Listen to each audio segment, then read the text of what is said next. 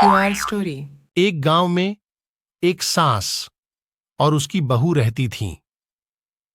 सास अपनी बहू से बहुत काम करवाती थीं और उन्हें हमेशा कठिनाइयों में डालती रहती थीं। बहू को हर चीज में उसकी सहायता करना पड़ता था, लेकिन सास कभी भी उसे सम्मान नहीं देती थी।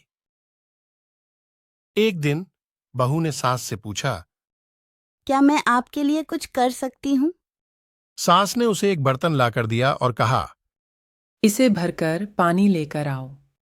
बहू ने वही किया और बर्तन भरकर लाई। फिर सास ने उससे कहा। बर्तन गंदा है, इसे फिर से धोकर लाओ।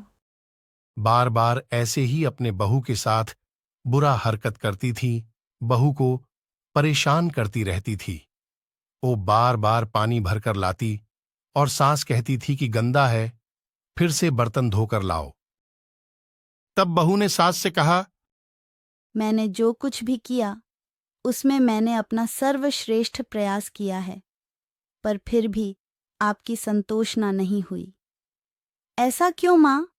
हमने क्या गलती किया और आपके लिए क्या कमी किया कि आप मेरे को ऐसा सजा दे रही हैं माँ? सास ने महसूस किया कि उसने अपनी बहू के साथ बहुत गलत किया है और उसने बहू से माफी मांगी। बहू, तुम्हारे साथ हमने बहुत अन्याय की हूँ। मुझे माफ कर दो बहू। हमने जो भी तुम्हारे साथ किया उसके लिए मैं तुमसे माफी मांगती हूँ।